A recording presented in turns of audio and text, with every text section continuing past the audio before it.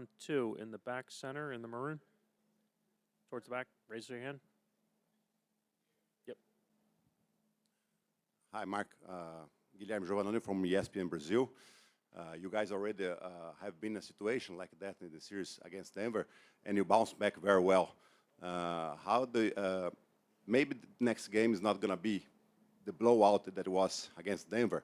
How to control the anxious of your team if the situation is close in the game 2?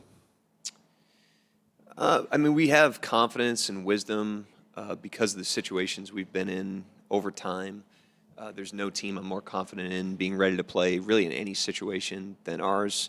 I'm biased, obviously, but you also have to go make it happen. You know, those experiences don't guarantee you anything. They certainly don't carry over into the next experience, and so we've got the wisdom from them, we get the confidence from them, but when the ball goes up in the air tomorrow, the better team's going to win, and we want to do everything we can to be that team. Jeff, 4th row on your right. Jeff Zilgett, USA Today. Mark, you're just saying make it happen. With the benefit now of having some time to watch the game, what didn't happen for you guys that, you know, you take away from that game and will apply to game 2?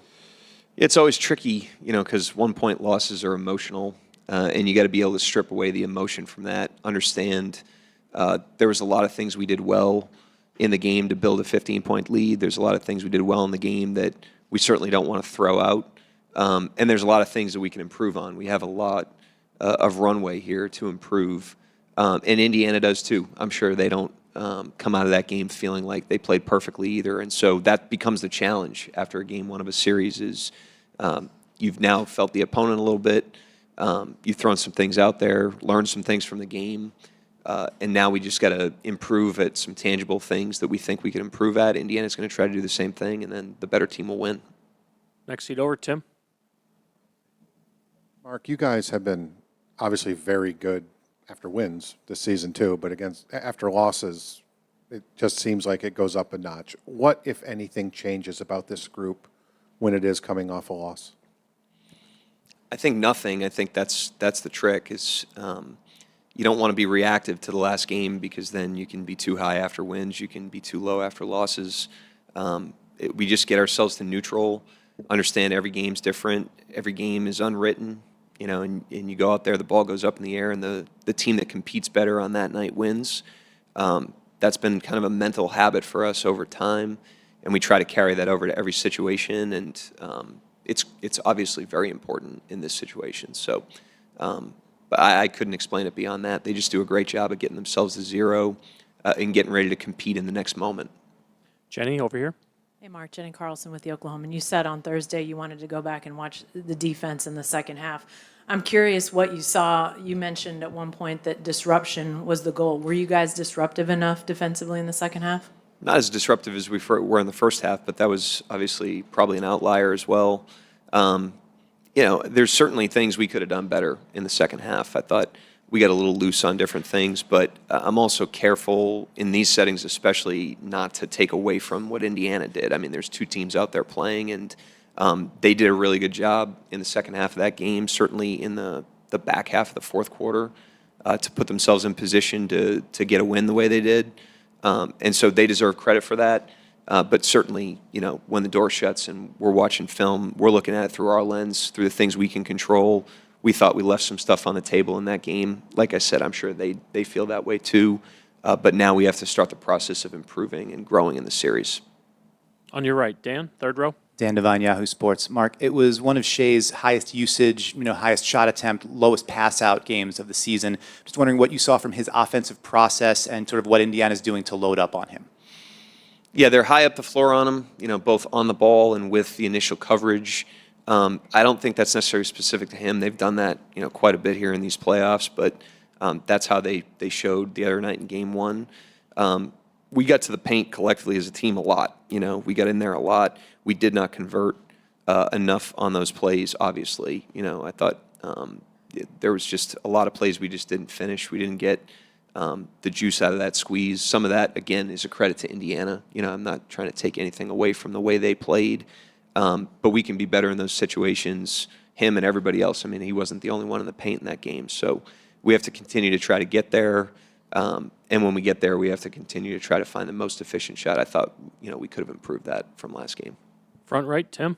Tim McMahon, ESPN. Mark, when you went back and looked at it, what stood out to you about Chet's offensive performance, and what can he do or what can you guys do to, get him going on that end? Yeah, I don't think anybody played their best game. So I don't want to. Certainly, he didn't play his best game, but I don't think any of us did. That wasn't our best game, flat out, with anybody. What I will say is, like, he and Dub specifically, obviously, they've carved out huge roles on our team. They're a huge reason why we're here.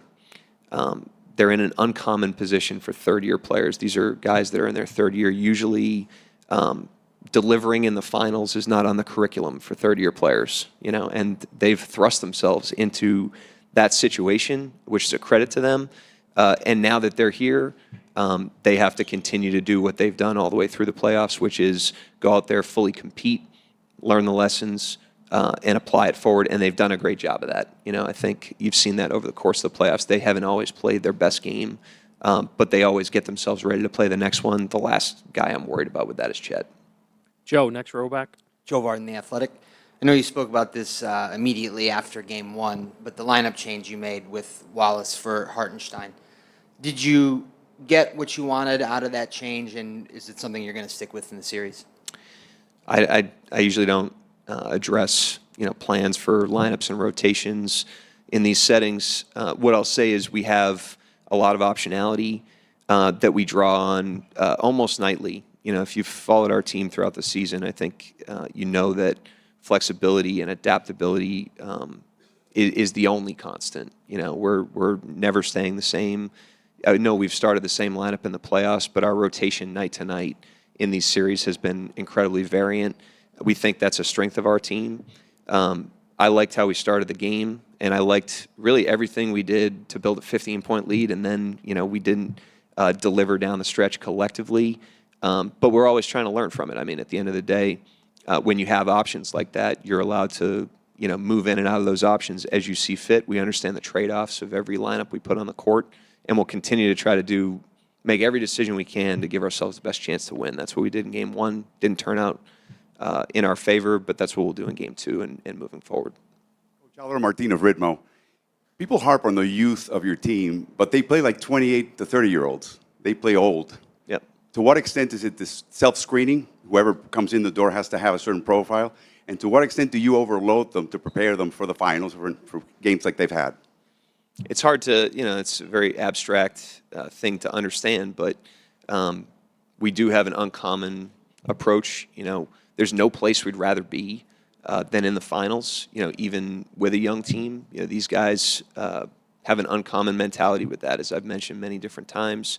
I think Sam does a great job of understanding the person that we're bringing in the door, and then we do the best we can to put them in a great environment and help them grow. And how that all comes together, to equal this, I think the guys deserve a lot of credit for it, the vision they have for themselves. But it's hard to understand, exactly why that is. But I do know I have great confidence in the mentality of the team, the poise of the team, confidence of the team, maturity of the team. Thank you, Coach. Yep, thank you. First question on the second row. Scott Campbell with The Score. Hey, Shai. Before Game 1, you talked about, playing with the other Canadian guys and how you've been doing that over the years. What was it like to share the floor with Andrew in Game 1? Yeah, it was fun. The stage, the moment, what's at stake, it's all things you dream about as a kid, and it was everything I imagined it to be. Just a follow-up on that a little bit. You guys kind of exchanged a little shove back and forth, I think, in the fourth quarter, third quarter. I mean, you're both very chill guys. What was going on in that moment, and what does it say about what's at stake here? Yeah, nothing more than two guys wanting to win. No malicious intent behind it, just wanting to win. Do people kind of underestimate maybe the competitive fire that Andrew has, just given his demeanor and how he carries himself? Yeah, he's a competitor. He's a winner. He plays the game the right way on both ends of the floor. Really good player. But yeah, he's a winner for sure. No doubt. Tim, fourth row on your right. Shai, Tim Reynolds with the AP. Mark just said that after a loss, nothing really changes with you guys. And I'm not asking you to contradict him, but it does seem like in those times when you guys are coming off one, there is a little bit more fire there the next time out for whatever reason. Does anything change coming off a loss, or whether it's a win or a loss, do you guys find a way to just kind of go into every game the same way, or is there something extra? Yeah, it does feel like that. Now we like day to day interactions, like our moods. I think he's talking more so like those don't really change. We the losses are a little bit louder, obviously, like they hurt more, and you try to like you try to get better through them, and it's a lot easier to learn from a loss than it is from a win, just off of like the emotional aspect of it, and I think that's probably why it looks the way it does. But yeah, nothing like coach is right. Like nothing really changes. We just the losses hurt a little bit more, I would say. Second row here on the right. Hey, Shai, drafteados from Spain. The other day we saw a video comparing your moves with Kobe Bryant moves, and they were pretty similar. I mean, the pump fakes, the mid-range shots, they were very similar. I wonder how much you studied Kobe's games to become the MVP that you are right now, and if you have the chance to meet him and maybe get some advice from him. Yeah, he's probably my favorite player of all time. Never got the chance to meet him, to answer your question. But yeah, he, not only me, like kids all across the world, his influence has gone through the roof, and his legacy will be remembered forever because of the competitor and the basketball player that he was. Yeah, hopefully I'm somewhere close to that realm of basketball player one day. But yeah, he was a special talent, special person, and God rest his soul. Here on the left, second row. Jaime Hawkins Jr., NBA correspondent. My question to you is, going into game one, I felt as if you were ultra aggressive. And going into game two, I want to know how you balance being aggressive while also obviously trying to get your teammates involved, obviously being the focal point of the offense. So how do you have that balance, and does it change game by game? I always try to be aggressive, and I never like predetermine it. I always like just let the game tell me what to do. So I guess last game I felt more often than not I had a shot or a play that I could attack on, more than in the past, and that's just the way it went. So like the same thing will happen in game two. I'll read the defense and I'll play off my feel and my instincts, and if it's calling for me to shoot or if it's calling for me to pass is what I'll decide to do. Marcus, back right. I'm curious, Shai, do you, after you miss a shot that you know you make and you've made a million times, is it easy to put those away, or do they stick with you? And did this one maybe stick more because it was Drew? They're easy to put away now. There was a time in my career where it wasn't, and you have to grow and learn through that. But yeah, I mean, like, I've just grown to learn, like, you control what you can control. Like, I shot the ball, I missed it. It's written in history. There's nothing I can do now. That is a missed shot, and all I can do is try to be better than the next shot. And that's what I focused on. That's my mindset. And at this point, it's like second nature. Like, I shot the ball. I try to make it. Every shot I shoot, I try to make. And sometimes it just doesn't go in. On your right, Mark Spears. Shai, Mark Spears, ESPN's Angscape. Kind of on the same wave. At what point do you let it go? Have you let it go to game one? And then also as a leader of this team, do you come in the next day trying to get everybody else right mentally? Yeah, I let it. You talking about the whole game? Yeah, I let the game go as soon as I learn the lessons from it. As soon as I watch film, take what I need to take from it, and we do it as a group. After that, I let it go because the lessons are learned. There's nothing else you can do. And then honestly, the team has the same demeanor, so there's no this team makes it easy. You don't have to rile guys up or lock guys in. Like, we all have the same goal in mind, and we all know what it takes to win games, and we just that's what's on the focus of our mind, and that's what we are focused on the next day, like being better and trying to win the next one. Thank you, Shai. Back right in the red. Myron Patton, OKC Sports. Jalen, after you looked at the film and everything else, did you take anything away in terms of what you can take in the game too? Like, for instance, like shot selection, things of that nature, just defensively at the they went on a 12-2 run. Anything you take away from that game that you wish you would have done? Or is it just they made shots, they made plays? Probably a little bit of they made shots and made plays to a certain extent. You know, you never want to overlook the fact that a team like made shots, and you try and like look back at the film and see why they did that, like what kind of defensive breakdowns we had to allow them to get the looks that they got. And then I think looking back at our offensive process, I thought we were pretty good throughout the whole entire game. So trying to find the balance of improving on offense and also finding just little small things that beat you late game. You know what I mean? Like, it's not, these games really come down to like 1 or 2 possessions. So it's like the more we can find throughout the game, little things to like lock in on and tighten up, the better we'll be. Joe, second row on the right. Joe Varden, The Athletic.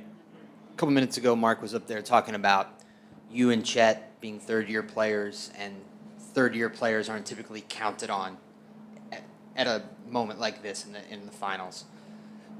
Do you feel that, I guess, that sort of responsibility, and how have you managed it, knowing that you are just in your third year, and typically like what Mark said, like this isn't something that that someone like you or Chet would find yourself in so early in your career?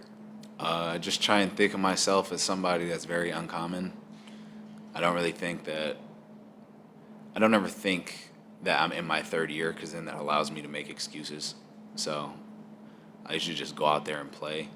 Pressure is a privilege, so I enjoy being counted on and doing that. And I just think I've been counted on since, I feel like last year, to be totally honest, just in regards to like being there for 2 and the rest of the guys. And now we're here in the finals, so I don't really see it that much different. But I never really look and I'm like, oh, it's only my third year. I just think the only time I really think about that is just like there's so much more I can do and how much stuff I can get better at, but I never really try and use it as this is my third year and try and use it as an excuse, you know what I mean? Next row back, Dan. Dan Devine, Yahoo Sports. Along those lines, sort of, it was one of Shai's highest usage games of the season, highest shot totals of the season. We saw a lot of that in the Minnesota series as well, and I think a lot of that is like they're loading up so much to him. When you know that that's there and you're the release valve for a lot of that, like, does that impact at all the way you think about those possessions? Does the ball feel a little bit heavier? Do you feel like you have to press more? When you know that you're sort of the release valve option there, does that impact the way that you think? Not really. It's not really like any different of a position that I've been in since I've been here. But no, the ball only feels pretty heavy when you get like a grenade or something from anybody. And I feel like I've thrown my teammates plenty of those in the years that I've been here. So, but a lot of it is just like more staying ready to be the release valve or like be ready to make a play. And that's kind of the mindset that everybody on the team carries out. And that doesn't always mean that I have to like go jack up a shot, but just trying to create for others or even like get the possession moving in a different direction. Like there's a lot of things that I can do on the court offensively that don't involve like obviously scoring for that possession, but I try and think of it that way and just trying to make the right play. Hey Jalen, drafteados from Spain.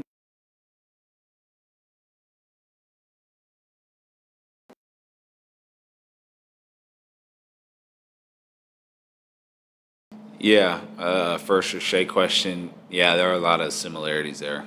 I feel like if you are really paying attention to basketball and watch the way he plays, it's a lot of similarities. It's cool that he can pick certain aspects of his game to like kind of mimic that a little bit, and then add his own like touch to it. So that kind of shows the kind of player that he is, to be able to steal bits and pieces from his from his favorite players and be able to like put it into a game and work on it. There's a lot of work behind the scenes that goes into him being able to do that. And then, winning the days in between, I mean, you never really know if you want them until you play your next game, but all you can do is try and have the same routine that you've had throughout the season, throughout the playoffs, and try and mimic that as close as possible, eliminate distractions, not focus on what the series is at, focus on how you can get better. Like I said earlier for the first question, like you try and figure out small things to get better at during like the playoff run, during the finals, and basically whatever team can like figure out how to get better each and every game, each and every series usually ends up winning. So that's what we try and do, and that's what we focus on. Michael, last question up front. Michael Grange from Sportsnet in Toronto. I know these matchups are never really one-on-one, but you've had a fair bit of covering Pascal Siakam in Game 1. How do you feel about that kind of matchup against a guy who's just a little bit bigger and has kind of a three-level game in a way? It's fun. You can't really ask for more than a guard and elite player in the finals. So obviously he's definitely battle tested. He won with Toronto, correct? Yeah. So he's done this. This isn't like his first time going through it. So I try and take that into account. And like I said, for me, I'm trying to get better every time we play. And then obviously him going at me the way he is, like unconsciously, is making me better. So I try and relish in that opportunity and just compete. There's going to be mishaps, there's going to be mistakes. He's going to score. He's a good player. But, you just try and make it as hard as you can. And, they do the same thing on the other end. Thank you, Jalen. Jeff? Jeff Zilgett, USA Today. Rick, it was alluded to the other night about how much the game has changed in your time as a head coach, but you've always stayed on top of the offensive evolution. And I wanted to know, what do you enjoy about the way the game is played today that appeals to your offensive sensibilities? Speed, skill. I think the skill aspect is the thing that's the most compelling part of the game, and we're getting to a point now where everybody on the floor, not 100% all the five men, but all the guys 1 through 4 can make threes, drive it, make plays. And we're getting to a point now where more of the five men can do that than not. And so it's just it's made the game a lot more difficult to defend, obviously. But the skill aspect of it is, to me, always going to be the most compelling part about the beauty of watching the game and the challenge and the beauty of teaching the game. Rick, Bob Kravitz from Indy Monthly, to your right. Yeah. Right. What sets Drew apart as a defensive player? He doesn't have jump out of the gym athleticism, but he's got great functional athleticism. What sets him apart, makes him good at what he does? Well, he loves the challenge. He has a great intellectual curiosity about defense and the challenge of, trying to, you don't stop players today. You try to make it hard.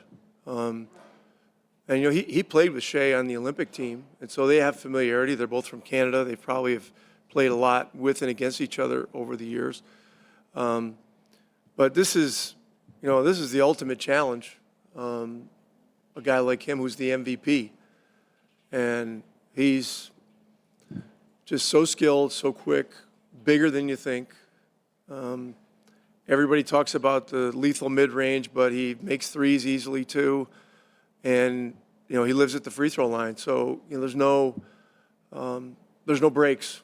There's no breaks. But, Drew he's just one of these guys that he has an equal focus on the defensive end as the offensive end. And it's a bit rare with today's players.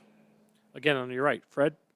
Rick, I'm curious to get your take. The Thunder foul a lot for a very good defense. Historically, normally really high-ranked defenses don't foul a ton.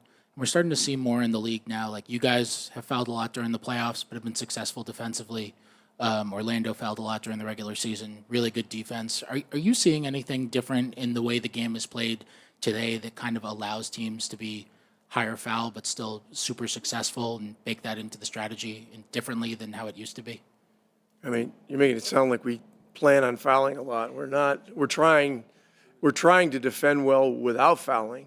and to avoid unnecessary fouls. But the game's gotten more physical in the last year and a half, whatever, as changes were made to interpretations. And I'm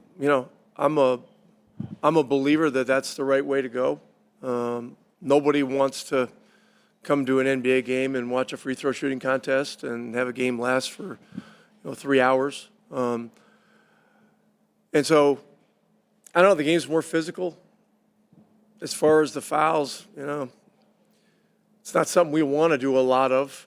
And there are a significant number of good defensive teams that don't foul a lot too. And so, Boston comes to mind. They're a low foul team.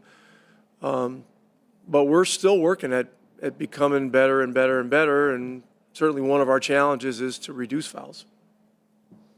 Tim, here in the front. Tim Reynolds, AP. Rick, everyone's written a lot about how you were 10-15, and then the turnaround started around the 1st of January. Paris was right, a couple weeks into that. Did that week over there bring this team together in some ways? What did that experience coming out of it? Did you notice something new about your group? Well, it was the middle latter stages of January, which was our turnaround month. I think we only lost 2 games that month. One of the games was in Paris. And so, we lost the first game in Paris. And we're playing against Victor, and we've got all the Paris fans there. And there's a lot coming at us. It was literally us against, the entire world. We didn't play well that first game. We had a pretty quick turnaround without really the benefit of the practice day because of how the schedule had gone. And so we had to turn things around pretty quickly if we were going to have a chance to win the second game. So, we had a couple of very productive meetings, and there was a lot of conversation. I like to open up our meetings to conversations and sometimes listen to the players first, after a game like that. It was embarrassing. We lost by 30-something, and Victor went crazy, and all their guys were, played great. And so we talked through it, and it was an important moment going into the second game. This is a massive place. It's 20-some thousand, and just all these other challenges. And, we were able to galvanize for that second game, and it was big. And then, we stayed over, came home the next day, and then I think we had 2 days, and then we had a really difficult game with Detroit at home, who had kicked our ass, 2 or 3 weeks earlier in one of the Cup games. And, and they were still like on the come. They were getting better and better and better. And so we really had to be tough for that. And then we had another tough game, and we finished the month pretty well. That month was key. The Paris trip, certainly probably part of it. We talked a lot about the Paris trip even before the season started and the challenges it was going to present, but also the opportunity that it would present. And, we had to manage, it's 2 games in 9 days. So, you got the front end. We had to get over there and do 3 days of media similar to this. And then, we had to have an off day as far as being on the court between days. And so, we had to figure some things out, but it certainly was a part of it. Last 2 questions, Joe and then Dan on the right. Rick, Joe Barton from The Athletic. Not only watching you guys play for more than a month now, but also listening and talking to you guys after these games and practices. I know how much of a focus rebounding can be and how occasionally it's a challenge for you. You won the rebounding battle on Thursday, 56-39. How were you able to do that, and how much of a factor was it in the win? Yeah, I think I mentioned this after the game. We had turned it over so much and they had gotten 20 more shots than we got. And so there weren't as many chances for them to get rebounds because we were just, throwing the ball away, or they were stealing it or whatever. So, look, the possession stats are always going to be massively important. Ball security, rebounding, the offensive glass, all that kind of stuff. You know, I don't think we're far enough into it yet to do a total analysis of everything. But you know, like if we didn't win the rebounding battle and turned it over 25 times, I mean, there's no way we could have hung in and had a chance. Dan, last one on the right. Dan Devine, Yahoo Sports. Rick, it was one of Shai's highest usage games of the season, lower pass out rate for him as well. We've seen something similar from you guys against Donovan Mitchell in Cleveland, against Jalen Brunson in the New York series. What did you think about the defensive process on that number one option in the first game? And is that something that, it may be counterintuitive, but something that you guys look to play to like, let's get the number one usage guy going, everybody else maybe keep their rhythm out of it? Yeah, we're not looking to get Shai going. That doesn't make any sense. I mean, coming into the series, I have it in my briefcase, but you know, their wins losses in the playoffs. You know, he was in the 30s in wins, and he was in the low to mid 20s in losses. And so, what you're saying doesn't really make sense. You know what I mean? It's just, I mean, we want to make it hard. Look, each game in this series is gonna look different. I mean, every game and every other series we've played, it's just, you know, a playoff series is a series of 7 chapters, you know, and each one takes on a different personality. Look, we don't want Shai getting 38 points, you know, if we can avoid it. We don't want him living on the free throw line. We don't want him getting easy threes, you know. We don't want him making that three at the end of the third quarter. I mean, that was a tough shot, but he banged that in on us, you know. We got to make it hard on him. And look, everybody's pattern after a loss is to come more aggressively. So, you know, he's going to be more aggressive. Williams is going to be more aggressive. Chet's going to be more aggressive. Their whole team's going to be even more aggressive defensively. And, you know, the challenge for us is to be able to match that. And so, you know, that's kind of it. Thank you, Coach. Pascal, right here. Fabio Malavasi, NBA Brazil. Well, just for my point of view, I was in 2011 on BWB basketball camp with Masai, late B.J. Johnson, you know, all those cats. And to see that kid to achieve what you did so far, it's pretty amazing. You know, like, you know, this is your second finals, 3 times All-Star, you know, MVP of the, you know, Eastern Conference Finals. And I just want to see, because the way I see it's amazing, man. You know, see that kid come to be where you are now. How do you reflect on that transition? Well, first of all, thank you. Appreciate that. That's very nice of you. But I mean, I think it's pretty hard to reflect, you know, when you're still in the journey. Obviously, I'm super blessed.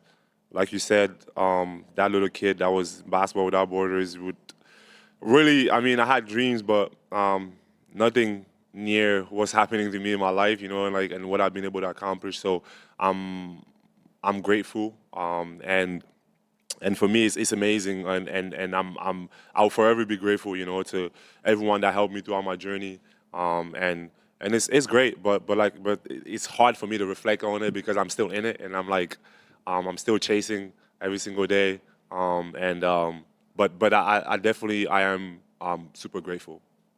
Next question here on the left. Salut Pascal, Ismaël C de Radio-Canada.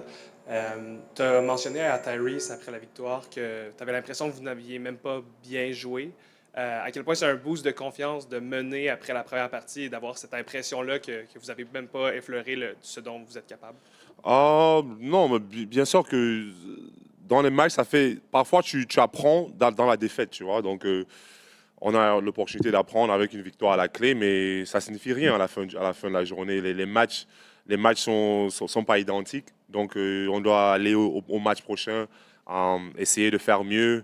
Et bon, on va voir ce qu'on n'a pas fait bien et essayer de rectifier. Donc, pour nous, c'est ça l'essentiel. Et à la fin, les matchs ne vont pas se ressembler. Donc, on doit approcher ce match avec un nouveau focus, tout nouveau dans nos têtes. Et bon, essayer de voir ce qu'on peut faire. Mark Spears on the far right. Yes, Pascal. kind of going on the first question, in 19, what were your fondest memories of bringing a trophy home? What was my memories, you said? Your fondest memories of that, bringing that home?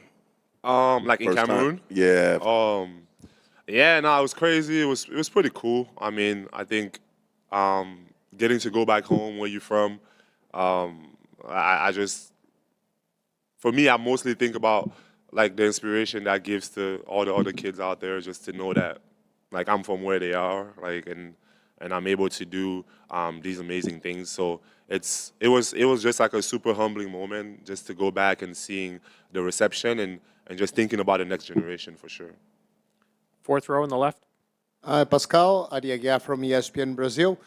When you look back on those playoffs and what happened so far, such great moments, clutch moments, do you believe there's something different about those Pacers? What do you mean, like a championship aura, like? Oh, I don't know. I don't know. I mean, I think for me, for us, we just focus on us. To be honest, we try not to look ahead. It's all about us, the moment, and yeah, like I don't really think about those things. I just think about us, and for us, it's game 2, which is the most important thing right now. Front right. Tim? Pascal, you spent a lot of time working with Jenny. Obviously, I know she's got a big impact on the staff. I was curious what your experience has been like working with her over the past couple of years, and what you think of her impact on your guys' group as a whole. Yeah, Jenny's been awesome. Just for me personally, just like like being able to talk to her, get insights on the games, and I think for like when I came in, I was used to a lot of different things. Like I mean, she's mostly does like defense and stuff, but I was used to a lot of things from like Toronto or like all my like the stuff that we used to do, and coming back to Indy and like having a different system and different things. So I had to really adapt to a lot of things, and she's been really helpful for me in that matter. We talk a lot about those things, and she gives me super great insights on what we want to do and what we want to accomplish as a team. She's been great that way. She's a great communicator, and also I just like her positive just energy about everything. I think it's mostly needed, like and even in these moments where sometimes like it felt like we didn't do well or whatever, she's always bring that positivity, which is needed for coaching. And yeah, she's done amazing for us, and she's a big help not only for me but for the whole team. Tim here on this side. Tim Reynolds with the AP. Pascal, right in front of you. You've been in the league long enough to know that when a team starts 10-15, or when it starts poorly the first couple months, it doesn't always get right. Sometimes things start bad and just stay that way. What was it about this group that allowed the opportunity to turn things around? Yeah, no, it was I think when you look at those games, I mean, there was a lot of people in and out of the lineups. We had injuries. We had we lost a lot of games. Like just on some mistakes. So I think when you look at the overall record, it looks the same way. But for us, we just continue to chip away. Like we just continue to work hard, continue to improve as a team.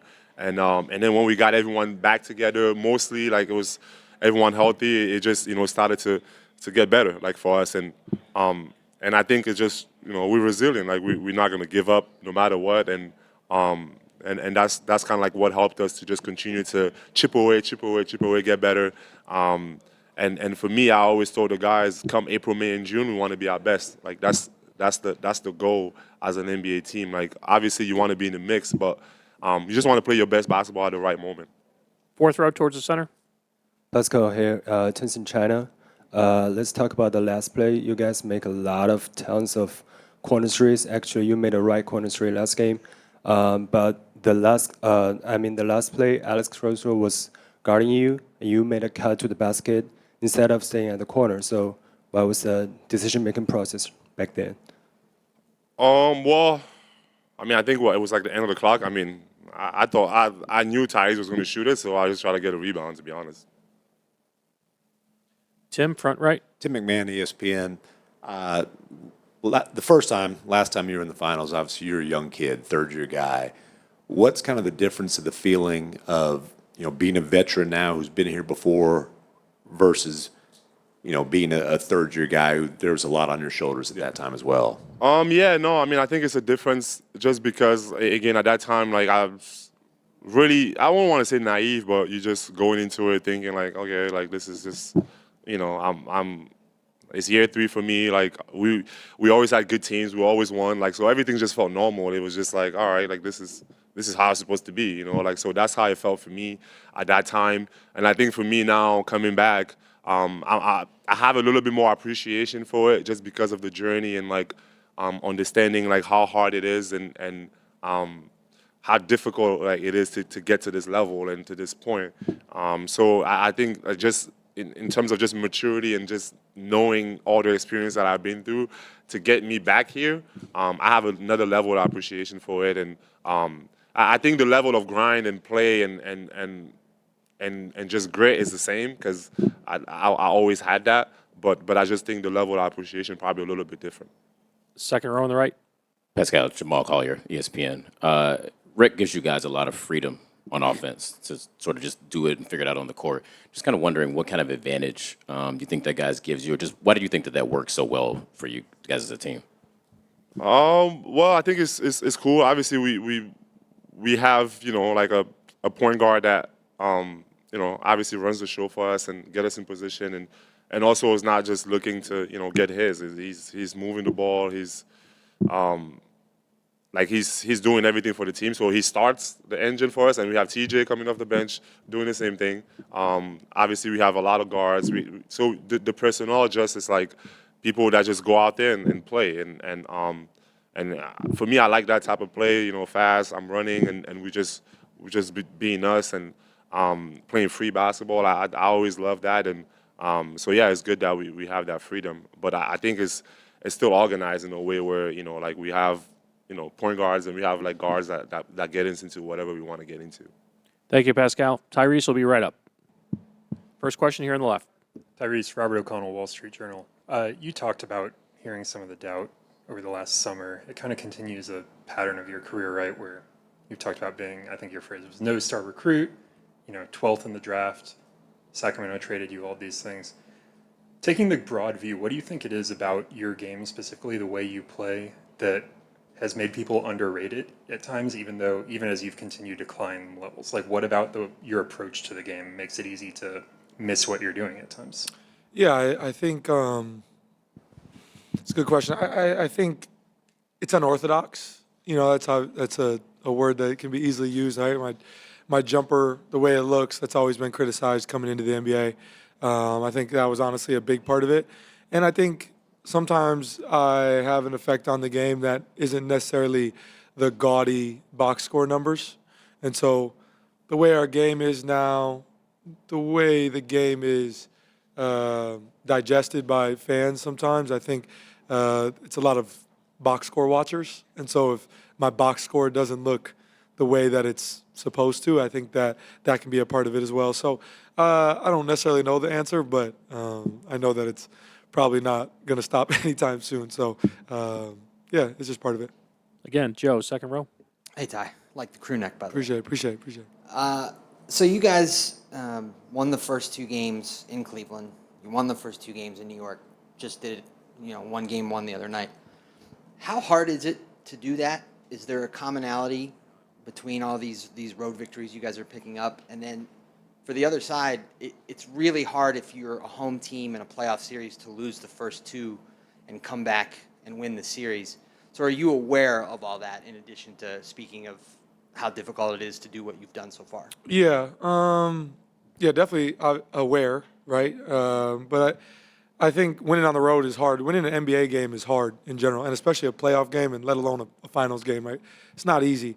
But I think you're just trying to be as present as you can. Like that's the biggest thing, and that's the biggest thing we've talked about as a group is this journey is going to be whatever it is, 18, 19 days until if there's a game 7.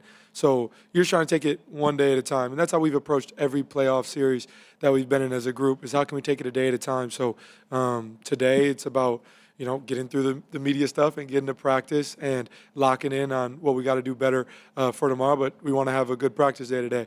And I think that's just the way we are approaching it. Because if we try to look too far in advance, I think that's where, you have moments in today or yesterday that don't go the way that they should. So you're just trying to take it a day at a time. And that's the biggest thing that coaches preach to us and we preach to each other as a group is how can we just have a good day today to prepare us, for tomorrow. But, the journey to get here all year hasn't been about, when we get to the final. No, it's just been about taking it a day at a time, especially the start we had to the year. So we're aware of, and it's hard not to be, we're human beings. We have social media. We have friends and family, tell us all the numbers of, if you can win the 2 games at home, what it will, whatever it'll look like, or on the road, or whatever the case is. But again, you just try not to pay attention to it as best as you can, and don't let human nature creep in. Just try to take it a day at a time. Mark Spears on the far right. Yeah, Mark Spears, ESPN Landscape. 2 things. One, you mentioned the social media stuff, but some of your stuff is pretty funny. Is there anything that you saw that kind of tickled you?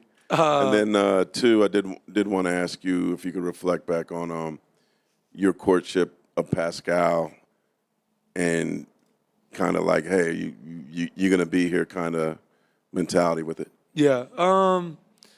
First question. Yeah, I see a fair share of the absurd things that are on social media. Get a good laugh out of certain things. I think that's just a part of NBA Twitter in general. It's pretty funny stuff. And then as far as the stuff with Pascal, yeah, I can recall everything about getting him here. We were in Atlanta, had a pretty great conversation with him while I was at a dinner. I stepped aside. We talked on the phone for like an hour. I just wanted to have a conversation with him. Hey, is this something that you actually want to do? Do you want to be here?